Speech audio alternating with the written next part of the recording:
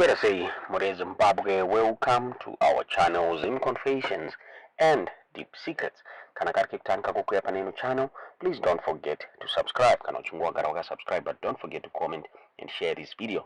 Nasi More Zimbabwe takuigira nyaya kupisa, nyaya kunetsa, nyaya ya kupomerwa vageza. The man of the moment, vane mhosva dzavakupomerwa. Tofunga vaziyambi vakange vabuda vachipomera vageza mhosva yekuuraya munhu pane murder case yakanzi nava ziyambi ichasimudzirwa nekuda kwekusimudza musoro kwanga koita vageza ava vari kutaura ivo vachiti enough is enough. vaMnangagwa nga vachibva pachigaro, so now pari kunzi hapanomira mushe pane ma-allegations mamwe apo fraud, perjury and corruption. Zviri kunzi vageza vane mari inokwana kuita 1.2 million yavangatadza kubhadhara for a piece of land vakange vatenga muHarare. Vageza vari kupomera zvakare mhosva yekuthreatena kuuraya maprosecutors pamwe chete nemapolice officers anga ari involved mukesi iyoyi muri Zimbabwe. Nyaya yakabuditswa neThe Herald zvichinzi vageza vakaita an agreement naMnangagwa mugore ra2020 vachitengeserana plot of land, plot number 5 Spitzkop Harare. Zvinzi plot iri rainge rachajwa mari inokwana kuita 1.4 million United States dollars. Initially vageza vari kunzi vakacooperata vakaita payment yemari yaikwana kuita 112,000. Zviri kunzi vakataura ivo vachiti was going to pay a balance ye 1.2 million by October 2021. Zvakare zviri kunzi vakapromisa kubhadhara cash deposit ye 100,000 in installments ma 25,000 muri Zimbabwe. So zviri kunzi vageza vakatadza kubhadhara mari idzi, zviri kunzi vakanyepa under the oath. Hanzi vakataura ivo vachiti vakasetla zvikwereti zvavanyabadza hanzi asi ivo vanga vasina kunge vapedza kubhadhara zvikwereti izvi. Zvinzi vakaendera mberi vakanobuditsa mafake title deeds muri Zimbabwe, zvakawanikwa zvichicomplicata nyaya iyi.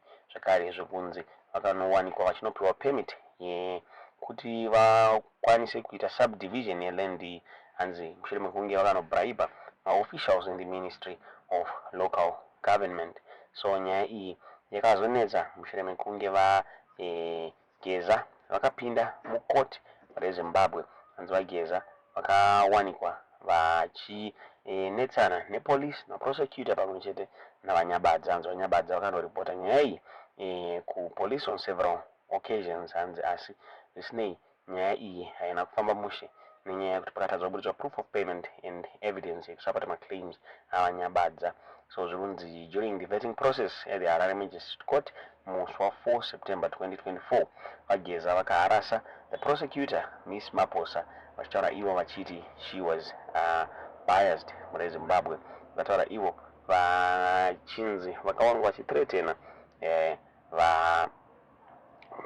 vamaposa. Vakataura vachiti he was going to deal with vanyabadza pamwe chete navamaposa. Vakataura vachiti kana ropa raizogona kudeuka muri Zimbabwe. Hanzi zvinopera mushe muswa 7 September mugore ra2024 zviri kunzi vageza vakatumira 15 mayouth kuproperty yavanyabadza vachithreatena kuunleasha violence. Hanzi hazvinopera mushe zvakaitika zvakare chiitiko ichochi muswa 11 September mugore ra2024 muri Zimbabwe. Tisingazive kuti munoionawo sei nyaya iyi. Zviri kunzi nyaya iyi haina kumberi kwayakaenderera nenyaya yekuti vageza vaisaenda kukoti. So zviri kunzi nyaya iyi yava kuda kudzoswa, vageza vawanikwe vachitongwa nemutemo. Nyaya yabuditswa neThe Harare vachitaura ivo vachiti 1.2 million land scam. Blessed Geza accused of fraud, perjury and forgery and death threats. Man of the moment, Blessed Geza, is facing allegations of fraud, perjury and corruption after reportedly failing to pay 1.2 million for a piece of land in Harare. The war veteran is also accused of threatening to harm prosecutors and police officers involved in the case. As per a report by the Herald, Geza entered into an agreement with Basil Nyabadza in 2020 to purchase a plot of land on plot 5 Spitzkop Harare for 1.3 million.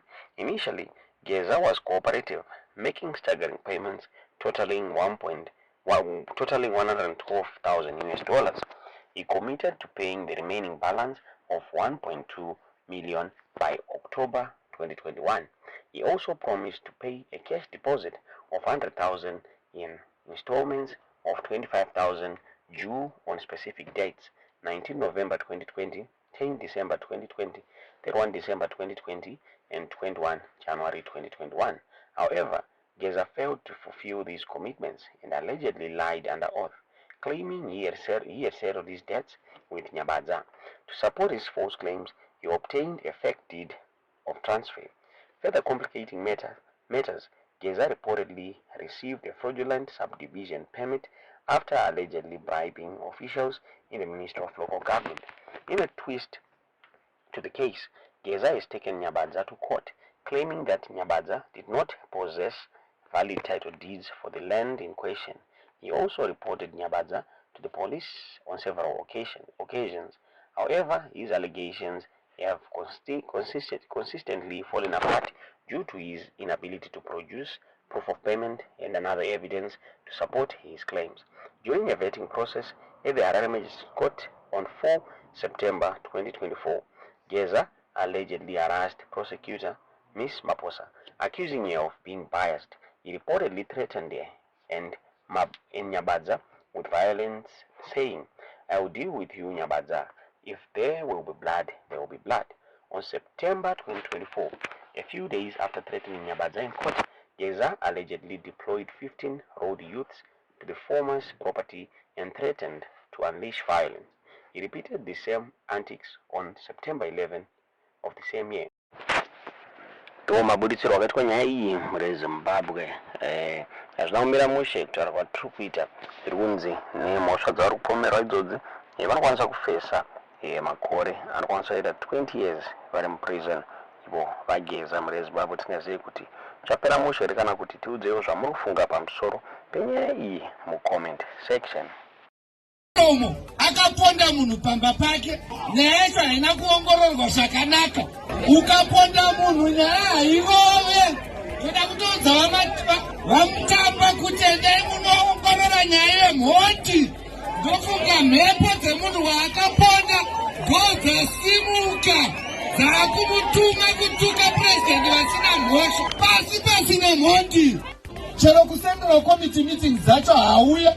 Kasi oti tururu kunomira pamberi pevanhu hanzi mashonarendi wesaisi kuda Mnangagwa. Iye ari Gioni uyo akataurwa mubhaibheri uyo wekuti akabvunzwa naJesu kuti ndiweni, zvikanzi ndinonzi Gioni nekuti patiri takawanda. Ane madhimoni akamugara, ndo ari kutaura kuti akawanda iye ari hwani.